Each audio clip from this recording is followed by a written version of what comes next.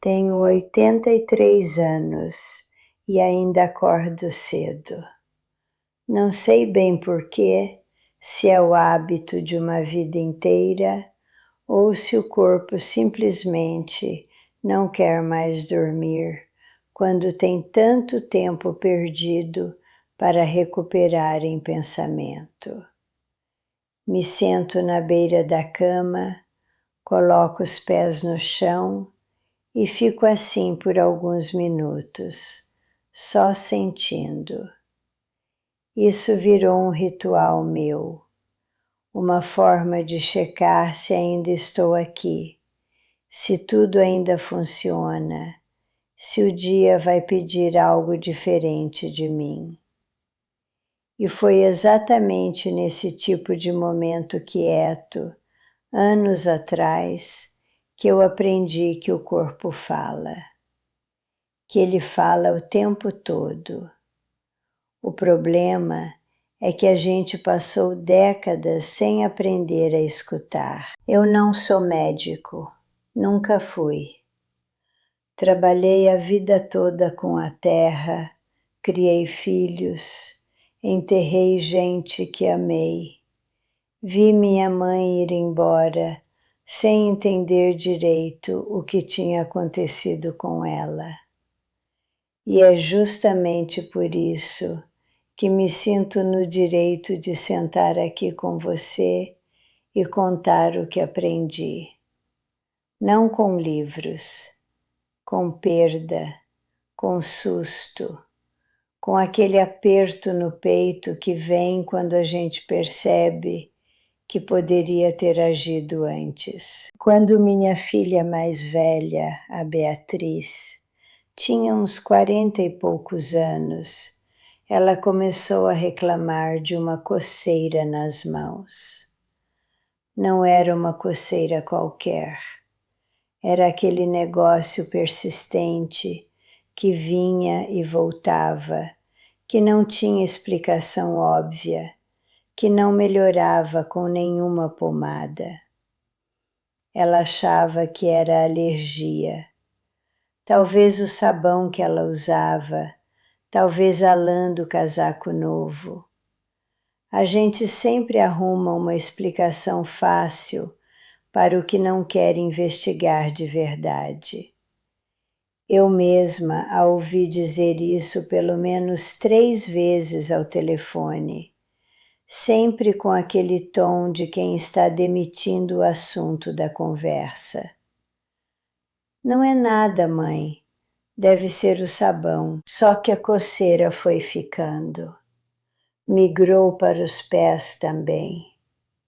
E o que mais me preocupou quando eu fui visitar ela naquele inverno foi a cara de cansaço que ela tinha. Não o cansaço de quem não dormiu, o cansaço fundo, de dentro, que a gente reconhece quando já viu antes. Falei para ela ir ao médico. Ela foi, por insistência minha, e descobriu que o nível de açúcar no sangue estava completamente descontrolado. Diabetes que ela nem sabia que tinha. Aprendi naquele dia, junto com ela, que coceira persistente nas mãos e nos pés, sem causa aparente, pode ser o jeito que o corpo tem de avisar que o açúcar no sangue está alto demais. Quando isso acontece, a pele resseca de um jeito que vai além do normal, porque o excesso de glicose no sangue provoca uma espécie de desidratação que vem de dentro para fora. Além disso, a circulação nos extremos do corpo, nas mãos, nos pés, vai piorando. O sangue não chega direito. E quando o sangue não chega, a pele perde o que precisa para se manter saudável. O resultado é aquela coceira que não passa. que não cede, que você coça e no dia seguinte está lá de novo. E tem mais. Com o tempo, quando o diabetes não é tratado, os nervos começam a ser afetados. Isso tem um nome, neuropatia diabética, e é uma das complicações mais sérias dessa doença. Os nervos que deveriam transmitir sensações normais começam a mandar sinais errados. Você sente coceira onde não deveria, formigamento, dor. E o problema não para aí. Quando você coça demais, abre a pele. E pele aberta, para quem tem diabetes, é porta aberta para infecção. E infecção, para quem tem diabetes, pode evoluir de um jeito que eu preferia nunca ter precisado aprender. Vi isso acontecer com meu vizinho Antônio, um homem trabalhador, bom pai, que foi adiando a ida ao médico por meses, porque não era nada grave. Quando finalmente foi, já havia uma ferida no pé que não cicatrizava. Ele perdeu 2 dedos. 2 dedos que representavam uma vida de descuido, com um sinal que o corpo tinha dado muito antes. Não estou contando isso para assustar. Estou contando porque acho que a gente precisa ouvir histórias reais para entender o peso do que está sendo dito. Uma coceira persistente nas mãos e nos pés, sem causa óbvia como alergia conhecida ou pele seca de estação, merece atenção. Merece um exame de sangue simples, uma conversa com um médico. E se for diabetes, melhor saber logo. Quanto mais cedo você sabe, mais cedo você pode agir, e mais você pode mudar o caminho da doença antes que ela mude o seu. Mas o diabetes não é a única coisa que pode se esconder atrás de uma coceira nas mãos e nos pés. Existe uma doença do fígado menos conhecida que também se manifesta assim. Chama-se cirrose biliar primária, ou pelo nome mais atual, colangite biliar primária. É uma doença em que os dutos que carregam a bile dentro do fígado vão sendo destruídos devagar. A bile que deveria fluir normalmente começa a se acumular. E esse acúmulo tem consequências sérias para o fígado inteiro. Um dos primeiros sinais que essa doença dá é justamente a coceira, especialmente nas palmas das mãos e nas plantas dos pés. Uma coceira que costuma piorar à noite, que incomoda mais quando você tenta descansar, que parece ridicularmente insignificante para quem não sabe o que está causando ela. Junto com a coceira, a fadiga extrema costuma aparecer. Um cansaço desproporcional, urina escura, olhos e boca secos. Individualmente, cada um desses sintomas pode parecer coisa de pessoa estressada ou com idade. Juntos, eles compõem um quadro que precisa ser investigado. Meu marido Renato, que viveu comigo por 47 anos antes de partir, sempre dizia que o corpo é mais honesto do que a gente. que a gente é que fica tentando interpretar o que ouve de um jeito que não atrapalhe os planos. Ele tinha razão nisso. A gente ouve uma coceira e pensa em sabão. Ouve um cansaço e pensa em trabalho. Ouve uma sede diferente e pensa em calor. Mas às vezes o corpo não está falando sobre sabão, nem trabalho, nem calor. Às vezes ele está tentando te avisar que algo lá dentro está saindo do lugar. Tem outra coisa que aprendi a observar com o tempo: o que acontece nos olhos. Você já acordou com os olhos coçando sem motivo aparente? Sem alergia declarada, sem pelo de animal por perto, sem mudança de ambiente? Uma coceira que volta e volta nos olhos, por semanas, sem explicação? Eu costumava achar que era cansaço, vista, que precisava trocar os óculos. Mas fui aprendendo que o fígado e os olhos têm uma relação mais estreita do que a medicina convencional do dia a dia costuma explicar. Quando o fígado está sobrecarregado, quando ele começa a perder a capacidade de filtrar o sangue de forma eficiente, as toxinas que ele deveria processar começam a circular e elas chegam aos capilares dos olhos. Esses vasos minúsculos, delicados, que ficam nos tecidos que envolvem os olhos, quando irritados por essas substâncias que não deveriam estar ali, causam aquela sensação de coceira que você não consegue fazer parar.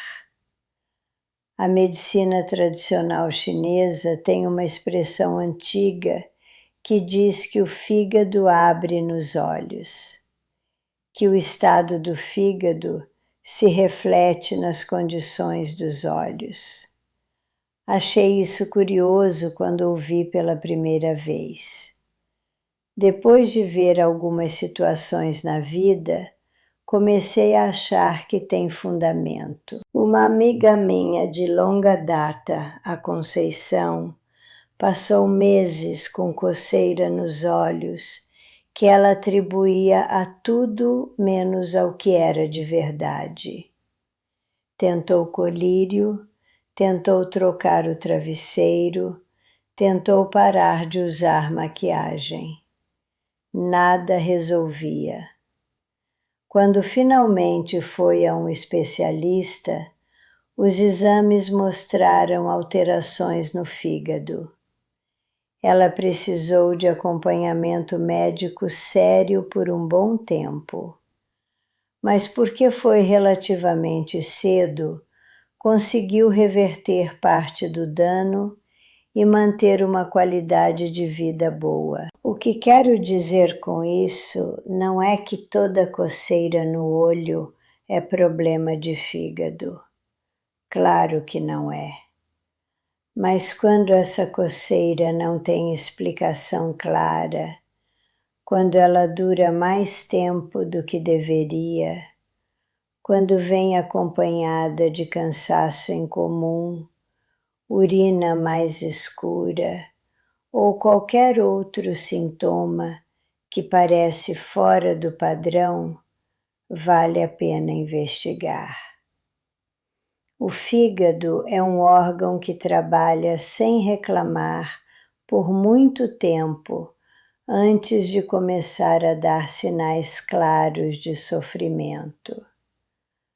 Quando ele começa a mandar avisos sutis, através dos olhos, através da pele, o ideal é ouvir antes que ele precise gritar. Cuide do que você come, Cuide do que bebe. Não me refiro apenas ao álcool, que todo mundo já sabe que machuca o fígado. Falo de excesso de gordura, de remédios tomados sem necessidade, de suplementos tomados sem orientação. O fígado processa tudo que passa pelo sangue, tudo. E ele tem uma capacidade de regeneração incrível, mas ela tem limites. Quando você ultrapassa esses limites por tempo demais, o dano começa a ser permanente. Mas a coisa que mais me marcou na minha trajetória, a que carrego com mais peso, foi o que aprendi sobre o câncer de mama inflamatório. E me perdoe se isso soa pesado demais logo assim. Mas é preciso falar porque é exatamente esse peso que faz com que muita gente não sobreviva a uma doença que poderia ter sido pega a tempo. Tenho uma sobrinha. Minha sobrinha Fernanda é filha da minha irmã mais nova. Uma mulher forte, decidida, daquelas que não param nunca. Quando ela tinha pouco mais de 50 anos, começou a notar uma coceira estranha no seio. Não era uma coceira de pele ressecada, era algo diferente, mais interno, mais persistente, que não passava independente do que ela fizesse. Ela coçou, ignorou, atribuiu ao sutiã, ao calor. Semanas se passaram. Depois vieram outros sinais. A pele da região começou a mudar de cor. Ficou mais avermelhada. Depois veio um inchaço. A textura da pele foi mudando, ficando diferente, com uma aparência que ela descreveu para mim como a casca de uma laranja. E ainda assim ela foi esperando, porque não havia caroço. E ela achava que câncer de mama era sempre um caroço. Esse é um dos enganos mais perigosos que existe sobre essa doença específica. O câncer de mama inflamatório não forma um caroço típico que você palpa e identifica. Ele se infiltra pelos vasos linfáticos da pele. Os sintomas iniciais parecem de pele, parecem de alergia, parecem de qualquer coisa menos o que são. Coceira persistente no seio, vermelhidão, inchaço, aquela textura de casca de laranja, calor na região, às vezes dor, às vezes não. E uma velocidade de progressão que é diferente de quase todos os outros tipos de câncer de mama.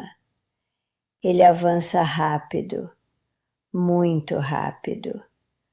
Quando minha sobrinha Fernanda finalmente foi ao médico, já havia disseminação para os gânglios linfáticos. O tratamento foi longo, duro, transformou a vida dela e de toda a família. Ela sobreviveu, graças a Deus e à medicina. Mas a estrada foi muito mais difícil do que teria sido se ela tivesse ido ao médico quando a coceira começou, semanas antes, quando os primeiros sinais apareceram. Eu não consigo contar essa história sem sentir o nó na garganta que senti quando ela me ligou do hospital. E também não consigo contá-la sem pensar em quantas outras mulheres, nesse exato momento, estão coçando, ignorando, explicando para si mesmas que é o sutiã, que é o calor, que vai passar. Não vai passar sozinho. E se for o que você não quer que seja, cada semana que você espera é uma semana que a doença usa a seu favor. O câncer de mama inflamatório é raro comparado a outros tipos de câncer de mama, mas ele é especialmente traiçoeiro justamente porque se disfarça de coisas simples. A coceira, a vermelhidão, o inchaço, a textura diferente da pele, o calor, o crescimento de gânglios embaixo do braço ou no pescoço. Esses sinais juntos, ou mesmo separados quando persistentes, pedem avaliação médica. Não amanhã, não na semana que vem, quando amansar a agenda. Agora. Sei que o mundo está cheio de pressa e de coisas urgentes que parecem mais imediatas do que o exame. Eu criei 4 filhos, administrei casa, trabalhei, cuidei de 2 netos quando precisei. Conheço a tentação de empurrar para frente o que parece pequeno. Mas aprendi que o preço de empurrar coisas pequenas que são grandes por dentro é alto demais.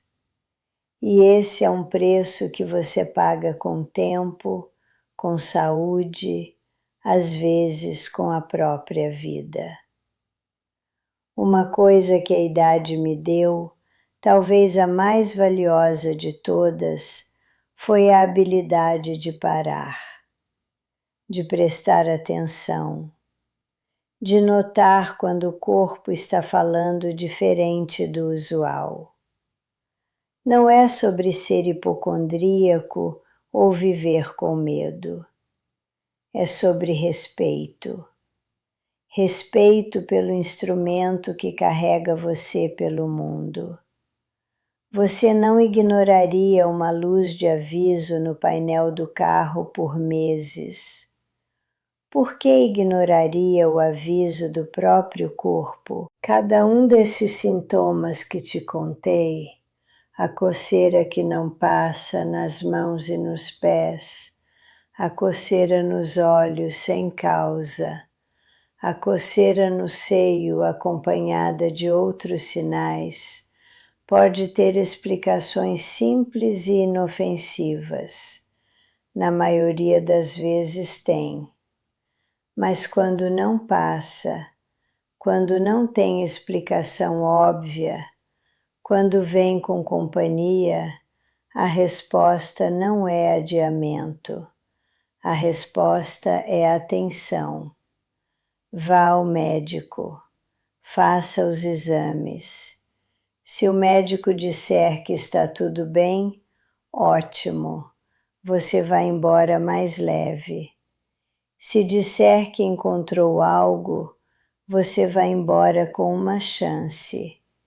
E chance, quando o assunto é saúde, é tudo o que você precisa para mudar o caminho. Tenho 83 anos e ainda acordo cedo. E toda manhã, quando coloco os pés no chão e fico ali por 1 minuto, sinto gratidão por esse corpo que ainda funciona, que ainda me avisa quando algo não está certo, que ainda me carrega. Ele não é perfeito, tem dores, tem limitações, tem marcas de tudo que vivemos juntos, mas ele ainda fala comigo. E eu aprendi, tarde demais em algumas coisas, cedo o suficiente em outras, que a resposta certa quando ele fala é ouvir. Sempre ouvir. Cuide de você, não porque alguém mandou, não por obrigação, mas porque você é a única pessoa no mundo que vai carregar esse corpo por toda a sua vida. E ele merece que você preste atenção nele com o mesmo carinho que você daria a alguém que ama.